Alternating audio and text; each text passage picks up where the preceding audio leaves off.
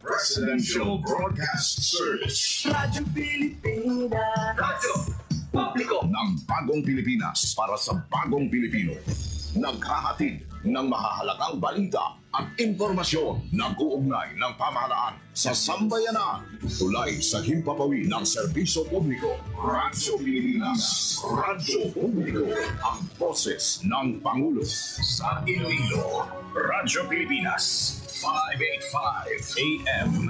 Oras sa Radyo Pilipinas, alas 5:03 aga. Usapang Agrikultura. Ang inyong source of daily agri-news. Talakayang siksik sa kaalaman, atin ay impormasyon mula sa pamahalaan, pagpapayaman sa ating mga likas na yaman para mas mapaunlad pa ang isa sa mga paunahing kabuhayan sa ating bayan. Usapang Agrikultura dito lang sa Radyo Pilipinas.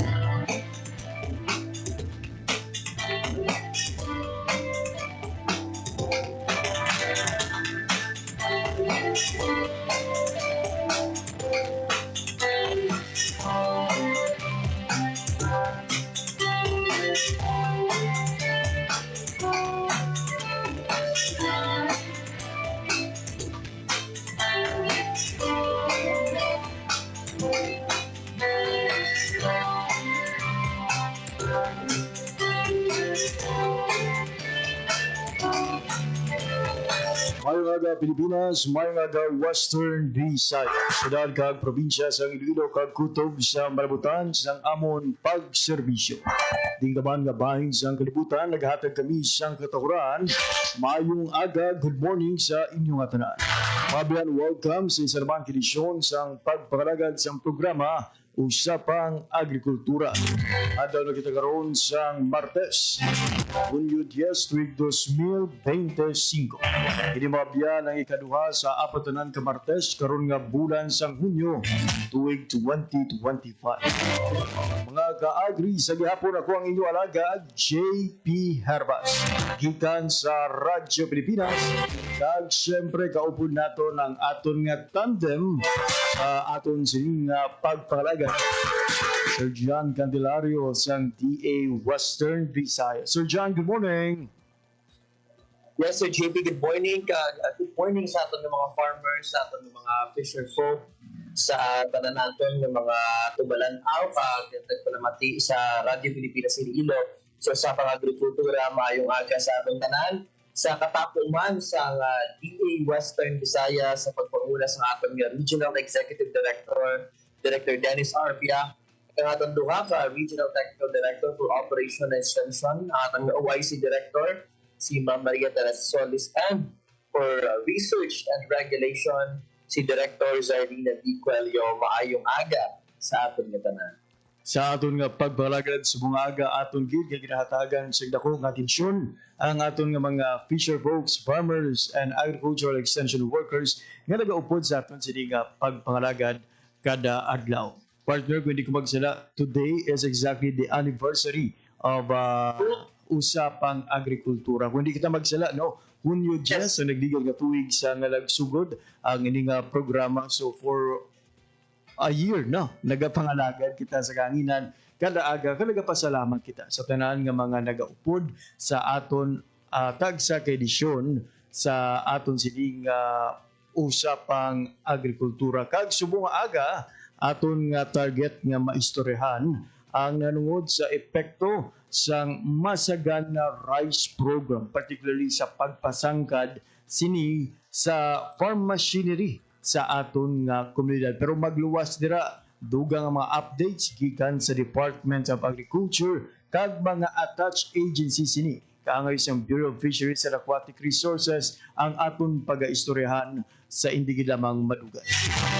So again madamo gid nga salamat sa inyo pag-upod aton matag-adlaw nga edisyon diri sa programa Usapang Agrikultura. So, antes kita magpatpat sa aton sini nga mga balita, check anay naton abyan ang mga updates sa lakat sang panahon. Ibaluon naton sa Pag-asa Iloilo ang aton sining mangin panyempo sa Western Visayas subong iyang Martes. Pila ka mga area sa syudad sang Iloilo ag subong man sa mga kaingod sining nga kapanawhanan ang naka-experience sang pag-ulan. Subong iyang adlaw. We expect nga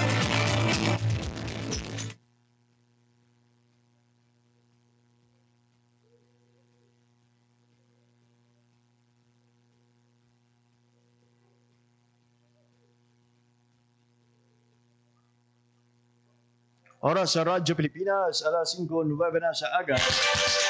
Sining oras magakuha kita na partners ang latest update sa lakat sang panahon. Kupon na sa piyak kalinya si Sir Perch Rubin sang DOST Pag-asa Iloilo.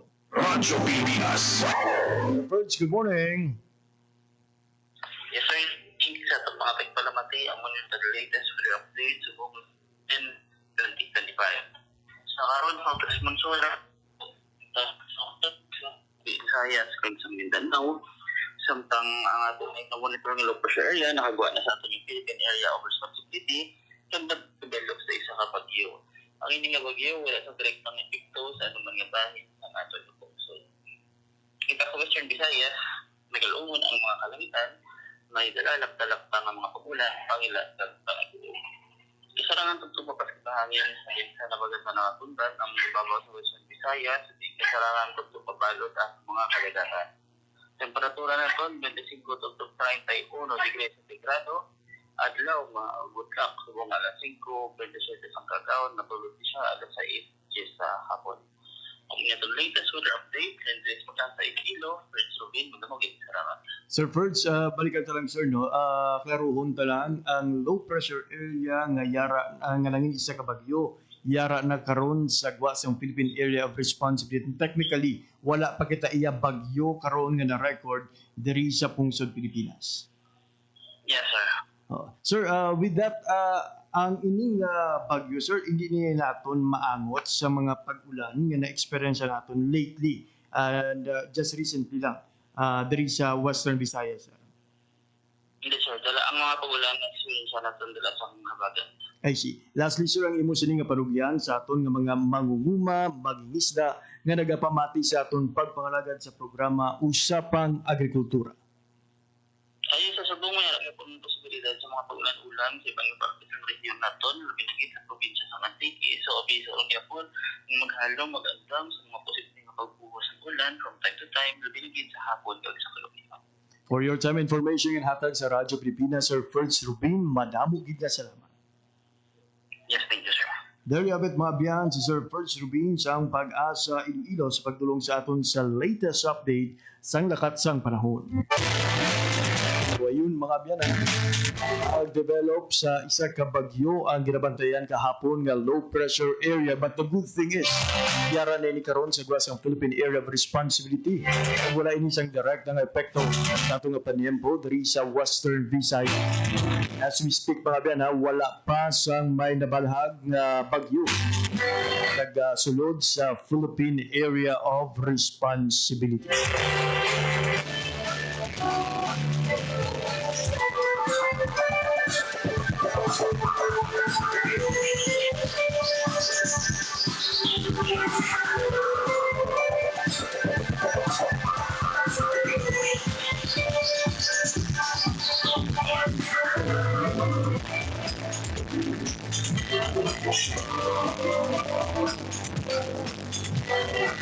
Pabiyan sa aton sining pagpangalag, ito po naton sa hindi lamang madugay via Zoom ang aton nga suki nga bisita.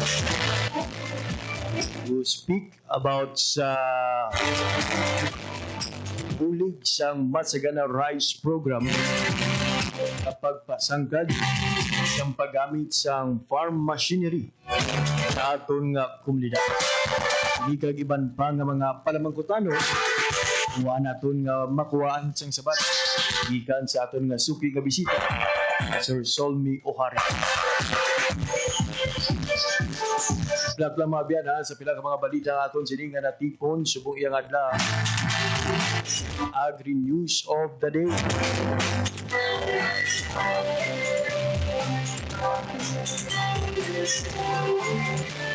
Ang Department of Agriculture Philippine Rural Development Project on DAPRDP Regional Project Coordination Office, Social Environmental Safeguards con SES Unit, ang Project Management and Implementing Unit, nagtipon mga biyan para sa SES Retooling and Construction Supervision Training kadiwat sa Iloilo City on June 4 to 6, 2025.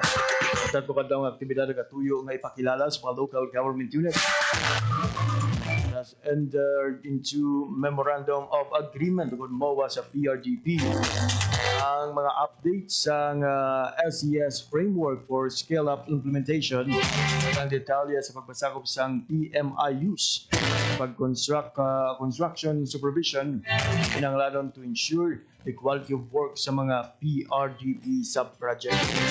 National Project Coordination Office, SES Officer Rowan Nuelan zeroed in on the contrast between the Integrated Environmental and Social Safeguards Framework, the guide for the implementation sa mga sub-projects sa dalom sa original loan, ang mga bagong environmental and social management framework, mga prevailing SES manual para sa pagpatuman siyang sub-projects sa dalom sa PRDP scale-up. Oras mga biyan, alas 5:14 na sa aga. Opo na natin subong partner aton nga bisita of the day. Kag sa mga first time makapamati sa aton sila nga pagparagad kag makilala aton nga bisita, sino ba ang aton nga bisita sa bungaga? Yes, sa aton naman yung RP sa bungaga nga ato naman yung suki nga bisita programa Usapang Agrikultura, ang farm mechanization trainer gikan pa sa Banwa sa Baratok Level, si Sir Solmi Tapario. Alright, Sir Solmi, good morning. Good morning, Sir Jan and Sir JB. Nagakalipay naman kita, no? Maaari kita sa atong mga maunguma sa pagdulong sa mga impormasyon. So far, natapos natin for 2 months ang mga programa, no? Nga gina-cater natin, ining masagana 150 and masagana 200 nga inline sa programa sa atong Presidente Sir JP. Sir Solmi, no, ginakalipay ginaton nga makaupod ka sa unang episode sa unang episode sa ikaduha nga tuig karon sa programa Usapang Agrikultura. Today is the anniversary sa aton sining programa, Sir Solmi, and ginakalipay ginaton nga bisan sa kasakuon mo, no, ginatingwan mo gid nga makaupod ka namon sa mga gaga. Sir, let's go directly sa mga programa ko tanong nato nga ginpreparar sa mga adlaw. Paano bala ang nakabulig ang Masagana Rice Program sa pagbasangkad sa paggamit sang farm machinery sa aton nga komunidad? Yes, sir, no? Sir, ang programa sa Masagana, di may duwa kitang programa, ining Masagana 200 using hybrid rice seeds and Masagana 150 using inbred seeds, no? And in line sa mga program, may mga intervention kita nga napalang hatag sa Department of Agriculture katulad sang seed subsidy nga natawag. Ining hybrid program nato, no, sir, may ara kita nga libre nga binhi, no, na hybrid seeds. In fact, ini ka hybrid seeds ang ginbakal sa Department of Agriculture para mahatag sa aton nga mga manghuma. Kay nabalaan naton ini mga hybrid seeds ang potential yield mataas ini, galabot ini sang 10 tons. That's why nga ang program naton is Masagana 200. And ang isa pa nila ka ma-avail nga program, may duwa ka sako nga abono and may mga biofertilizer kita, may mga soil ameliorant. Ang kabuuhan sang total nga intervention nga ihatag sa isa ka mangunguma o mag-join kita sa tawag naton nga Masagana 200 nagalabot na sang 12,000 sa JP. Sir Jan? Yes, of course ka ba?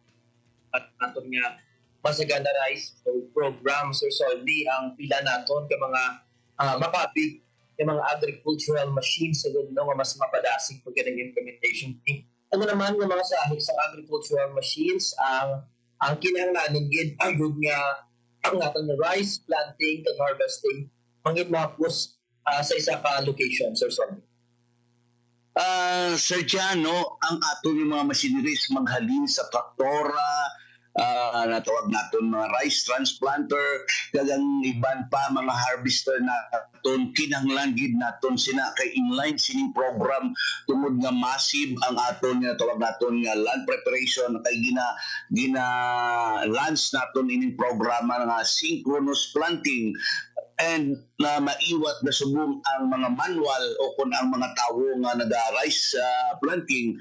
That's why nga ang paggamit sining rice transplanter pinaka-importante and sa subong sitwasyon ang paggamit man sa traktora pinaman kay importante kay dasigay ang natawag naton nga land preparation kay sa sulod sang isa ka adlaw dapat ang isa ka 5 hectares matapos naton land prep, subong man ang aton nga pagtanom, dapat ang 5 hectares kung pwede, natawag naton nga sa synchronous planting sa isa ka area, matapos man naton inatanom. Whereas kung ang pagtanom naton sang manual sa isa ka adlaw, pila lang hindi gani kaubos sa isa ka hektarya ang pagtanom sang aton nga mga tawo o kung ang aton mga labor na tawag naton nga marananom, Sir Jan, Sir JP. I see. Sir, kadungan siyang modernisasyon ka mga bag-ong nga mga farm machinery ang kinahanglan man ng panibag-ong knowledge and skills to the part of our farmers. On your part, sir, ano nga mga skills kag knowledge ang luyag mo nga matunan when it comes to operating kag sa pag-maintain sa sining nga mga makinarya sa kumahan? Sir JP, no, may natawag nga mga preventive maintenance sa pag-maintain sa atong mga machineries. At the same time, ini nga aton nga pagtanom, no? O kung mechanize ang natawag naton nga planting. And sa nagligad nga 2 ka bulan, starting April and May, may ginkandak kita nga mga trainings, no? Sa nagkalain-lain nga mga province at the same time may mga orientation kita sa aton nga mga massive ato, no? Kung sa adlaw may ara nga gadululungan sa orientation, ano bala ang ka-importansya sa paggamit sa hybrid seeds kay na balnaton nga ining mga hybrid seeds naton nagatubas ini sang nagalabot sang 10 tons kag mahal ang iya nga binhi kay ang isa niya ka 15 kilos good for 1 hectares, no, nagalabot na ang bilis ang 6,500 kag may apat kita, no, ining mga hybrid naton nga mga high yielding, may apat kita ka hybrid nga gin-purchase nagadamo ina sang mga 40,000 hectares kag ang number 1 nga hybrid nga gin-purchase ang aton nga Department of Agriculture in tawag naton nga jackpot, which is ang jackpot ini madamo na kita nga maunguma across region nga nagtubas ang mataas, no, naglapot na. In fact diri sa Iloilo may 9 tons sa Dumangas, may 8 tons may sa San Miguel, no, kag sa Mina may mga record holder na kitang maunguma nga sa diin nagtaas ang ila tubas sa pagtanom sining na aton nga hybrid. That's why nga sige-sige, no, ang hatag sa Department of Agriculture sang mga intervention para nga ang aton nga yield per hectare sa JP mataas para nga makabulig man sa aton nga rice sufficiency sa aton nga nasyon, Sir JP and Sir Jan. Sir Salmi, no, pero ko lang sir, ang ina-mention mo kayo nga training and orientation nga nagsugod sang Abril kag sang Mayo about sir sa preventive maintenance, Sir Salmi? Yes, including preventive maintenance, including rice seedling establishment.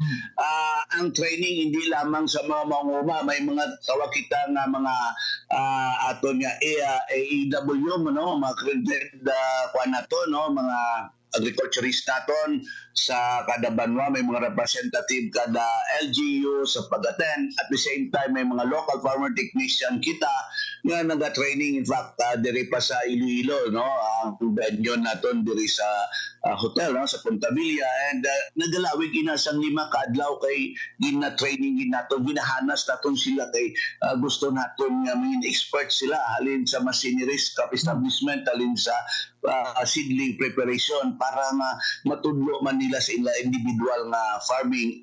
And at the same time, ang technology kasi sang hybrid, no, hindi lain ini ang alin sa paghulom sa katon bini, hindi kumpara sa inbred. That's why kinanglan naton na nason sila kay kung hindi naton sila paganason, ang resulta sina, no, hindi maayo ang result sa ilang pagtubo sa ilang mga biniya sa JP and sa Jazz. And as to preventive maintenance, sir, no, ano nga mga makinarya sir ang gintudlo naton kung paano gid nga ma-maintain para nga malikawan naton ang duga nga mga pagkaguba or madasig nga pagkaguba sila? Halin man sa aton nga mga traktora, transplanter, at the same time aton nga ano kanini ang harvester, no. During the training, ano ba lang mga function sa mga parts, and ano ba lang dapat himuon, ilubrikan mo ina para nga butangan naton sa mga oil para nga ang aton nga mga machineries maayo ang iyang pag-function, hindi madali maguba. Kay kung wala kita sing may mga preventive maintenance ang ginahimo sa aton mga machineries, hindi na madugaya, no, almost 1 year maguba na. That's why nga during that training included na ina ang mga training nato, no, halin sa mga machineries, pag-maintain, halin hasta sa atong crop establishment. Kaya ginagalawi ginasang 5 days, no, ginahanas ginakon sila. Agdamo pagid sa mga ibang pagka-training nga gina-conduct naton sa atong mga AAW, at the same time mga local farmer technician sa JP and sa Jan. Yun, kadungan sa pagbaton sa sini makinarya, amuman ang kinahanglan mo maging responsable sa paggamit sini kag paghalong gid nga mapuslan man sa madamo pa nga mga inadlaw. Sir John? May ari kita ginatawag, sir, nga FSC po naton nga farm service provider. Mga balbala nato kung ready bala ang aton yung mga farmers group o kung yung mga associations or mga cooperative na mag-manage ng farm service provider unit, Sir Solmi? Oo, Sir Jan, no? In fact, ang aton nga Philippine Mechanization nagka-conduct man before sila makabail sa mga machineries, dapat mag-undergo sila sa training, no? And ining aton mga farm service provider, in fact, ang aton traktor na kag-harvester mamalaton 100% ang utilization sina, no, functional, and that's why nga ang aton nga mga pag-harvest at land prep medyo mamalaton nga madasig na. Ang isa lang diri ka medyo mahina pa ang adaptation diri sa aton nga crop establishment using mechanized transplanter. That's why nga ginapokusan ko ani subong sa diin kay ang nila failure amo ang paghimo sang seedling preparation. In fact, dito kay may mga gadget o kung mga materials kita nga dapat obrahon, and then that's why nga dito sa Negros Occidental sa nabigad nga Mayo, nagtabok ako dito kagindala ko pa ang akong mga materials na dapat ma-introduce sa ila nga muning mahimo nila para madali ang ila pag-obra sa mga seedling sa tray naton, Sir Jan. Sir, what are the biggest challenges kung mga dalago nga panghanggat nga ginatubang karon sa paggamit sa sining mga makinarya sa kumahan? Ang isa dira ka dako siguro nga paghangkat, no, kung ang ila farm service provider kay hindi naman mambalato nga 100% tanan maayugid, and depende ina sila nagadumala, no, sa ila nga mga grupo, and then ang ila nga mga association, and in fact kung kay sa weatherman ang nag-contribute, no, sa biggest challenge, no, kay lang tawon ta this time hindi abi mambalaton ang ulan subong sa JP sa dyan medyo ni mambalaton nga hindi bala sa lalama, no, and that's why nga kung lang tawon ta sa isa lang gani kabanwa ang ulan sa piyak lang na barangay, sa piyak wala, no? That's why amo na ang isagid kadako nga factor ang weather, no? And so far siguro by this coming 16 June 16 June 25 ang aton nga mga irrigation diri sa Halaor River ma-open naman daga and maayo gid no nga makasupport sa kay ang number one naton nga ginakinahanglan sa pagtanom sa palay is tubig no. And amo na hindi kita ka umpisa sa aton nga mga land preparation kung wala kita sang kuhaan sang tubig. Amo gid ang dako nga challenge ang weather ang naga-contribute miskin sa pagpanguma naton miskin sa mga machineries naton nga operation, Sir JP and Sir John. I see. Sir John? Yes. And for our farmers, sir, still up until now, wala sa hitalo, may kaangtanan sa pila ka mga benepisyo ang ginatawag naton nga post-harvest facility. If may ara kita sa post-harvest facility, pangay sa mga mechanical dryer o mga rice mill, ang na-food sa ato naman iyang location o kung sa location sa farmer cooperative o farmer association, paano naman inay maka-benepisyo sa ilan naman niya, sir? Mao kada ko gid sining benepisyo sa atong mga post-harvest facilities, Sir John and Sir JP, kay kung lang tawon ta ining gapadulo nga season nga natawag naton nga rainy season sa sulod sang Agosto ka September maulanon ini no nga klase sang bulan and timing ini no naga-timing ini sa natawag naton nga harvesting naton, Sir John. That's why nga ini mga post-harvest facilities no may man no ginhatag before no I think mga 15 years or 20 years pa na ang inang mga aton mga post-harvest facilities and may mga iba dira gani nga nagdoble na no ginatagan sila sang isa ka dryer nag-double na no kay nakita nila ang benepisyo and kadamo man kita sa mga private no mga individual nga nakasalang iya nga mag-provide sa aton nga mga dryers. Kaya mo gid pinaka-importante kay miskin nami ang imong tubas kung sa tiyempo nga sa post-harvest mo nga hindi mo madry, siyempre apektado ang aton quality sa aton nga palay and ang bugas naton. That's why ang presyo apektado man, Sir John. Sir Solmi, bilang isa ka madugay ang mechanization trainer at the same time nagagamit sa sining mga makinarya sa pagpanguma, do you think, sir, ang aton nga komunidad may bastante ng power o kung fuel supply pag-agod nga masuportahan ang paggamit sa sining nga mga makinarya sa pagpanguma? Sa JP, no, mahambal natin nga madamo na ang mga association nga sa diin naka-benepisyo and nagsugod sila sa isa lang kaset.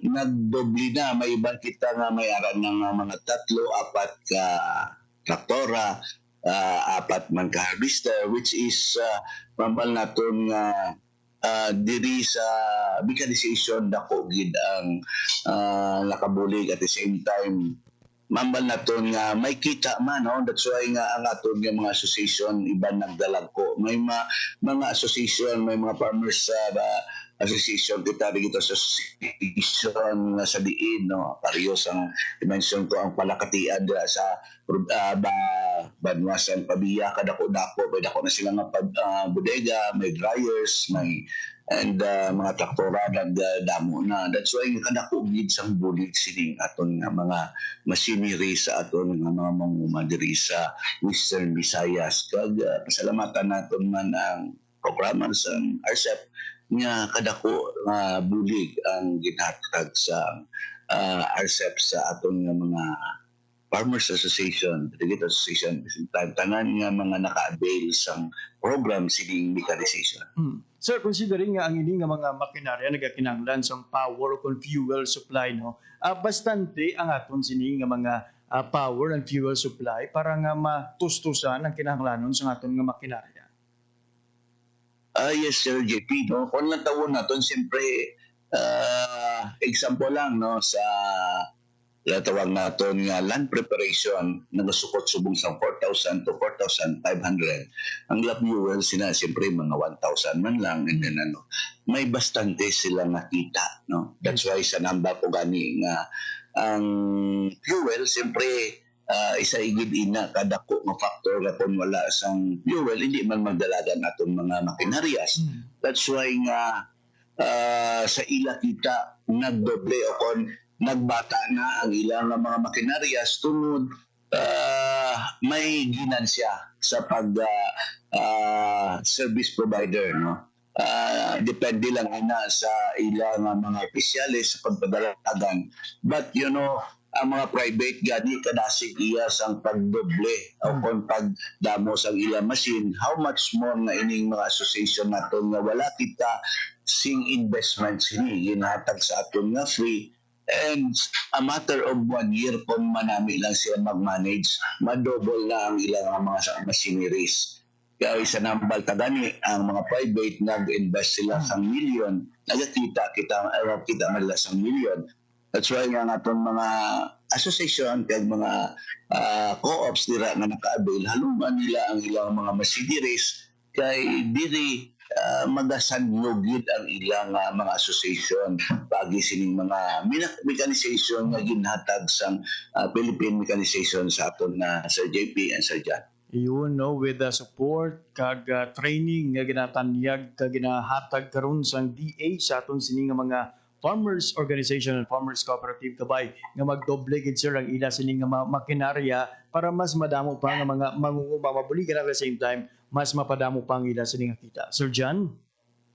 And naman nga impact ang aton kinalauman sir sa farmers income naman niya, no?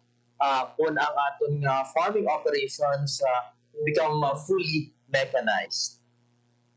Ati Sir John, dako gid ang bintaha ang income kay halimbawa sa post harvest kung failure o kung ang quality sang imo humay naglain na, no, may minus na siya ina sa price ang kinilo, no. Halimbawa may duwa ikaw ka pesos nga minus sa imong quality sang imo humay, dako na impact kung mag 5 tons, no, perde na ikaw sa more or less mabalatod 20,000. That's why nga kadako gid, no, ang impact sining mga mechanization, dryers, traktora, harvester, and rice transplanter. Kung malataw naton ang cost of production, no, makabuhin man kita, no. Kay kung lantaw naton subong sa hybrid nga cost of production kita sang 50,000, and sa aton nga inbred, no, kung hindi kita transplanter or direct seeding ang aton nga crop establishment, dira lang kita sa mga 35. And by the use sining siyempre ang mga machineries dako mabuli, no. At the same time ang ilang time operate, madasig lang iya kay sa land preparation. It takes lang na sang 2 to 3 hours, and sa harvesting nato na mo na 2 to 3 hours, na kung mag-manual kita, it takes mga 2 to 3 days. Kadako sang mambalaton benefit nga ma-avail sining pag naton sa mga mechanization naton, Sir John. Ayun, no, isa lamang sa mga impacts ang fully mechanization kagabay, no. Soon malabot naton nga mangin fully mechanized na ang aton nga mga kumahan diri sa Pungsod, Pilipinas. Sir Songi, Sir John, no, maghatag kita sa malipot nga pahanumdom. Standby sa aton sini nga mga tagpanamati, magabalik ang programa Usapang Agrikultura.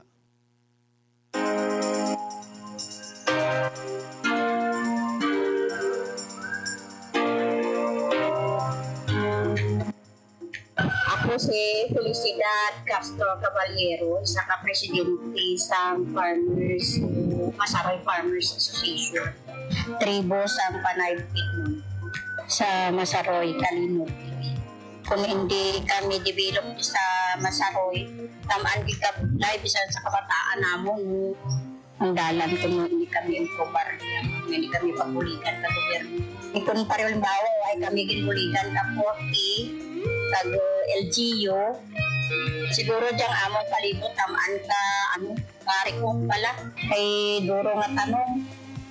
Dito karon na daw tamaan ka sana at may tigilan makamig 40 bitawan kami sa project. Mga flower, tapos mga tools para mas among pag-lugar ka mga flower. Tapos nag-training pa kami sa mga organic namon, nagamit mo namon sa among flower. Salamat man sa 4K nga nagbulik namon paagi mas sa LGU nga nag-support. Sa mga membro ko di kay Kap, kay kuno si Kapitan ka dyan, mga kaimaw ko nga kagawad, why madya siguro matuman. Kay ginsuportahan na ako, di padayon namin ka. Ibisan si Kapitan, dyan magaling na nag-support na namin. Salamat sa po. Ako gali si Rosel Sinagan Kasipi, ang sekretarya ka 4K Project via Masaroy. Also, cultural master ka Barangay Masaroy parte sa Epic Chanting, embroidery panito, kag mga oral traditions. Ako ang nagatudlog diya sa mga bata kada sa bali sa pagpangalasi sa kultura.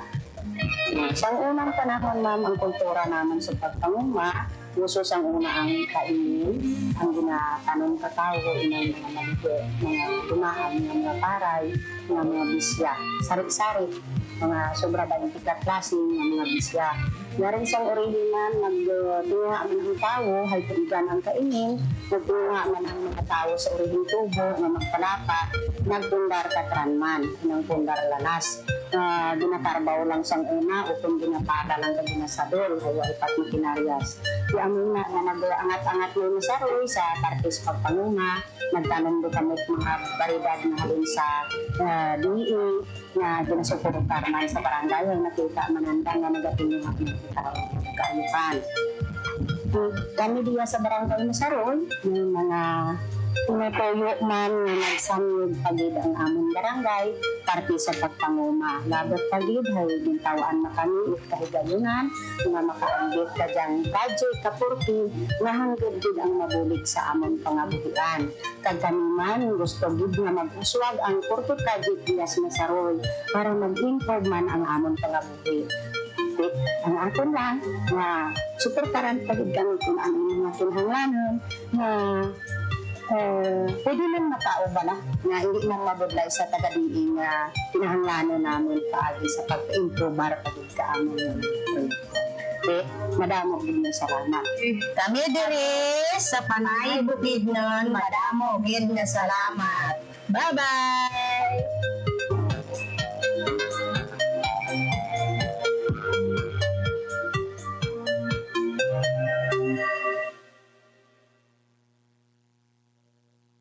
Oras sa Radyo Pilipinas, alas 5:41 na sa aga. Sige po nagkapamat ka mo sa pagpangalagad sa programa Usapang Agrikultura. Radyo Pilipinas. Radyo Publiko. Radyo Pilipinas. Ito po natin liwat sa aton sining pagpangalagad ang aton partner John Candelario kag aton nga bisita si Sir Solmi Ohario. Sir Solmi, sa atong dugang nga palamkotanon, sir, paano bala sir naton ma-improve ang communication sa upod sang iban nga mga trainers, machine operators, kag farmers agud nga masigurado ang mas maayong paggamit sa aton sini nga mga makinarya?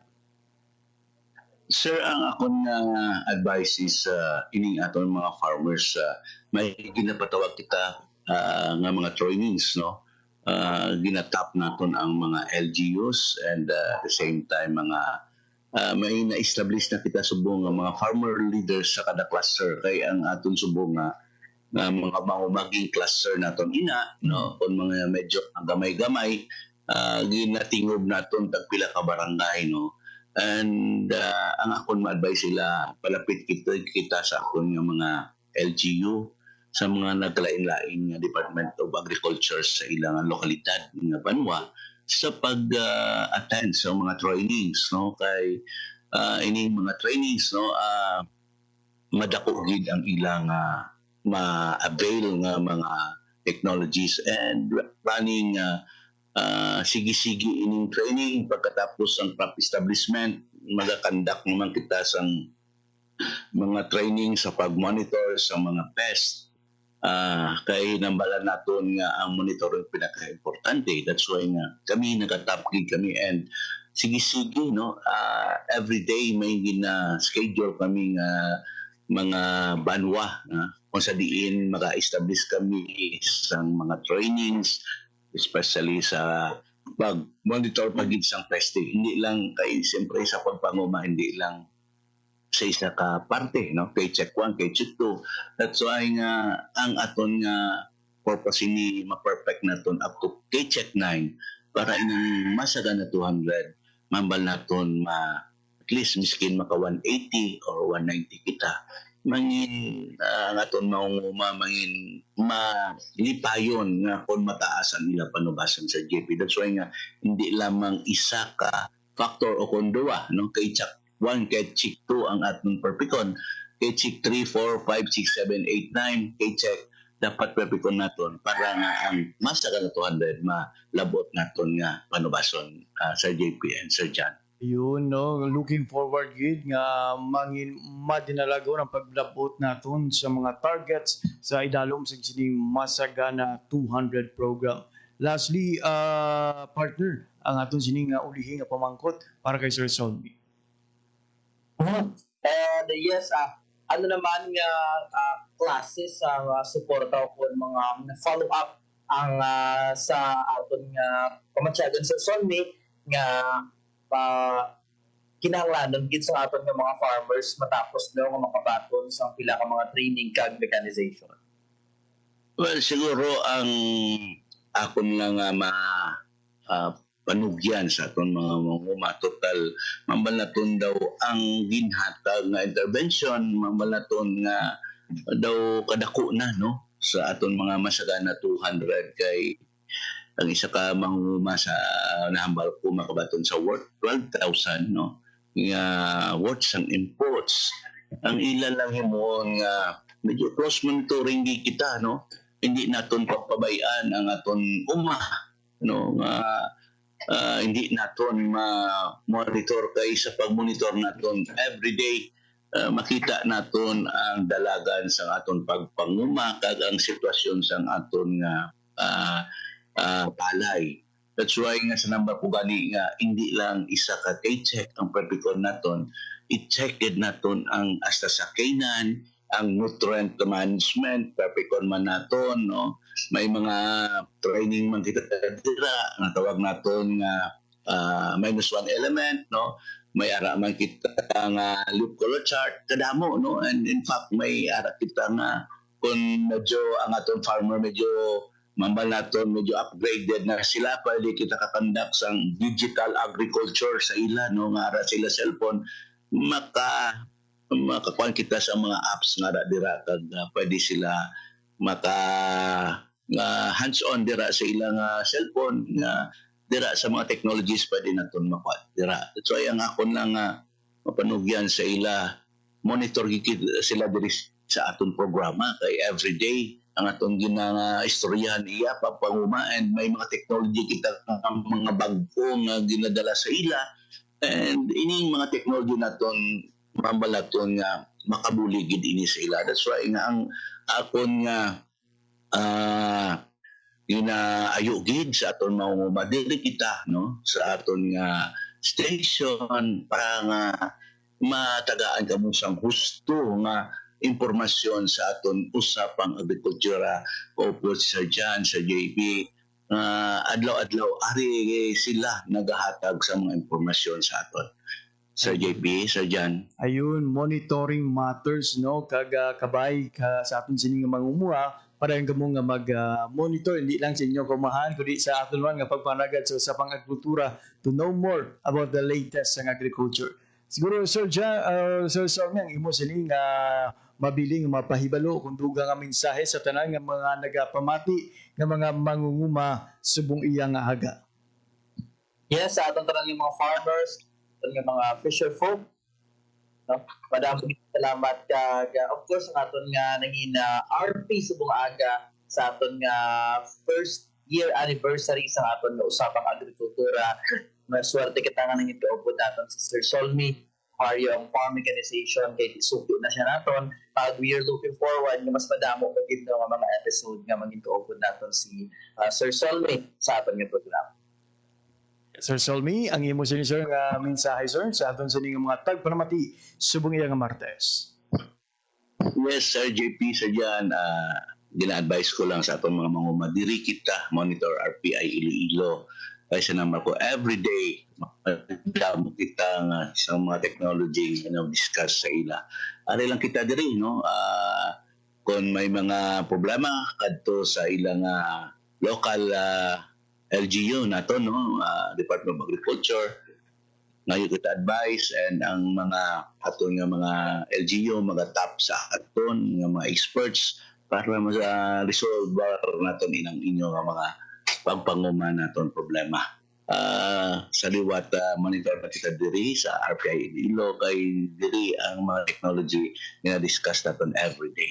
Ayun. So again sa aton sa nga mga kauturan para nga mag-monitor sa RP1 Iloilo para sa dugang nga mga kasayuran, mga dugang impormasyon kag panibag-ong ideya para mas mapasanyog naton ang sektor sang agrikultura. Sir Solmi for joining us live now via Zoom sa aton sini nga pagpangalagad sa bunga aga sa aton nga unang anibersaryo diri sa programa Usapang Agrikultura. Madamo gid nga salamat kag padayon.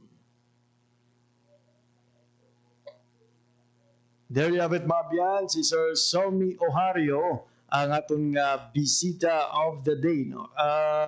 Nagakaangay lang Sir Jan, no, nga si Sir Solmi man ang aton sining bisita for the first anniversary sang Usapang Agrikultura kay kung palihon guro naton may pinakadamong nga guesting sa aton sining programa sa sulod sing isa ka tuig si Sir Solmi Ohario, and we thank Sir Solmi, no, sa wala untat nga pagpaambit sa iya sining nga mga natun-an, mga naagyan sa pagpanguma sa aton nga mga mangunguma nga nagaupod sa aton nga pagpangalagad sa kadaaga. Samtang sa iban pa naton nga mga balita, gina-congratulate kinaton na partner o ang mga kauturan naton gikan sa Western Visayas nga sining karon lang nag-graduate nga with Latin honor sa ila sining pag eskwela sa kolehiyo, no, samdig sa BFAR Region 6 mayara sang siyam ka scholar sang ila sining ahensya ang nag-graduate nga Latin honor graduates sining karon lang. Ginatagan sa Bureau of Fisheries and Aquatic Resources o kung BFAR Western Visayas and cash incentive ang ining mga scholar nga nag-graduate sa Aklan State University kag Iloilo State University of Fisheries, Science and Technology kan ISOFIS nga nag-graduate nga may Latin honor. Sa ISOFIS, anong ka scholar nga lunsay nagtapos nga magna cum laude ang nagbaton sang plaque, Certificate of Recognition kag cash incentive valor 30,000 pesos. Ini amo sanday Leslie Kate Makaling, Kent Lexer Guaves, Ray Ile Benson Amihan, Zairine Joy Espinosa, Luis Jane Servidad, kag Andre Von Villarin. Samtang sa Aklan State University kung sa ASU, ginatagan siyang 30,000 pesos nga cash incentive si Donalyn Buliag nga nag-graduate ng magna cum laude, samtang 20,000 pesos naman ang ginbaton nga incentive nanday Joshua Eggazenza kagabi Familieza nga parang nga nag-graduate nga cum laude. Ang scholarship incentive program nagatuyo nga kilalahon ang mga darayawon nga estudyante sa fisheries education kay nagatuyo nga suportahan ang pag-develop sa mga competent professional nga nagbulig tibong sang aquatic resources sa atong nga pungsod. Gindayo naman ni DAP FAR 6 Regional Director Remya Apari ang mga scholar sa ilaging pakita nga outstanding academic performance. Samtang ang BFAR nagatanyag sa gihapon sa tatlo ka full 4-year college scholarship nga ginalakipan sa Fisheries Industry Leaders Grant, FILG, Fisher Folk Children Educational Grant ug FCEG, kag Scholarship for Indigenous Cultural Communities and Indigenous People. Samtang sa iban pa naton nga balita partner, ikan sa gihapon sa Bureau of Fisheries and Aquatic Resources. Kung may nag-graduate nga siyam nga may Latin honor, 26 ka panibagong scholar ang gin-welcome sang DA-BFAR Region 6. Ang bagong batch ng scholars sidalom sa Fisheries Scholarship Program o FSP sa Department of Agriculture, Bureau of Fisheries and Aquatic Resources o BFAR Region 6 ang pormang gin-abi-abi pinagi sa orientation kag contract signing sa nagligad nga Hunyo 2. Ang 26 kay scholar were granted a full college scholarship para sa academic year 2025 to 2029. Kag hindi basta-basta partner ang ilan sa nga mga benepisyo nga pagabatunon, pangod they are entitled to receive 5,000 pesos nga monthly stipend, 2,000 pesos nga semestral book allowance, 1,500 pesos nga one-time uniform allowance, 3,000 pesos nga one-time relocation allowance, 1,500 pesos nga graduation support, 3,000 pesos nga on-the-job training support, 7,000 pesos nga thesis ug special problem support for the entire duration sa ila sini nga scholarship. Iya sini nga mensahe ginpabutyag ni Director Remya Apari. Iya sini mabagod nga pagsuporta sa parayon nga pagpatuman sa scholarship program. Inpanumduman sini sa mga scholar dapat nila dumdumon ang ini nga oportunidad comes with great expectation. Kani parugan niya mangin diligent, mangin humble, ug mangin komitido sa gihapon sa values ng public service. Huwag pa niya, learn as much as you can, not just from textbook, but from the realities sa aton nga mga fishing community. Huwag pa niya, you are here not only for your own future, but for the future of the entire sector that needs your talent, innovation, kag leadership. Idalom sa bagong batch, tatlo ka scholar ang pagapunduhan si dalom sa Fisheries Industry Leader Grant. 20 ka estudyante ang pagapunduhan si dalom sa Fisherfolk Children Educational Grant. Duga ka tatlo ang pagapunduhan si dalom sa Indigenous Cultural Communities, Indigenous Peoples o FSCP, ICC's IPs Grant. Doon sa 26 ka bago nga scholar partner, may 75 na ka scholar ang parayong nga ginabuligan ang DA-BFAR. So ang ining nga mga kadalagaan, pinalauman natin nga mag-resulta pagit partner, mas madamo nga mga pag-o patag sang sektor sang palangisdaan, hindi lang sang Kabisayan Katugan kundi sang bukos nga Pilipinas. Mga duga kita partner ng mga anunsyo kung mga balita coming from the DA Western Visayas. Yes, and currently we are conducting the national assessment diri sa may Malay Aklan sa JP sang iyan naman ini sang aton nga adaptation and mitigation initiative for agriculture ang aton nga NIA kung sa diin kinahiwat subong ang pila ka mga discussion. This is for 5 days diri sa Malay Aklan. Hopefully mangin mabinungahon ang pag-istoryahan na isang pila natin ka mga AMIA focal person like ang tanda naman niya sa climate resilience in agriculture. Ginihiwat din subong diri sa Malay Aklan nga tipunon ang tanan nga mga technician, ang tanan nga mga focal person. Nag-istoryahan kung ano pa ang mga butang nga pwede i-improve, pwede i-develop, kung nga mangin resilient naman niya ang aton nga mga farmers and fisher folk sa mga kalamidad. Sir John, karoon talang ang ining pagtilipon sa mga focal person. Ano ni sa Sir John, regional level lang or bilog ini nga pungsod? Bilog na pungsod, Sir JP, bali national level. I see. So, it's good to know nga diri mismo sa Western Visayas, iliwat ang pagtilipon sa sining focal persons. Kag we look forward nga mangin mabinungahon gid ang ining pagtilipon for the future success sa aton sining mga kaumahan, especially sa mga villages o komunidad kay ginabuligan sang AMIA. Oras sa Radyo Pilipinas, partner, alas 5:57 na sa aga. Wala kita sa oras kinabilin sa aton sining pagpakalagad Diri na ginamang kuto ba itong edisyon sa mga adlaw sa Martes, Hunyo 10, tuig 2025. Sa ngalan sa aton mga katuwang teknikal, Mr. Rochelle Jones Otero sa studio, kag Mr. Jeffrey Bitita sa transmitter. Kami naman ang inyo nangin alagad. Ako si JP Harvas sa Radyo Pilipinas. Tag ako na naman si John Candelario from DA, Western Visayas. Madamo gid nga salamat sa inyong pagpamati. Maayong aga, Pilipinas.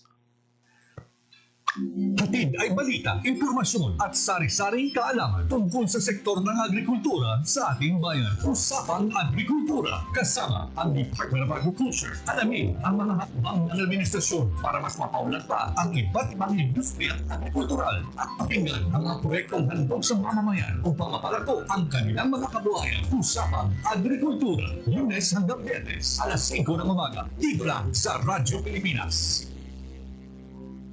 Ang inyong tulay sa himpapawid ng serbisyo publiko, ang Presidential Broadcast Service, Radyo Pilipinas, Radyo Publiko. Radyo Pilipinas. Radyo Publiko.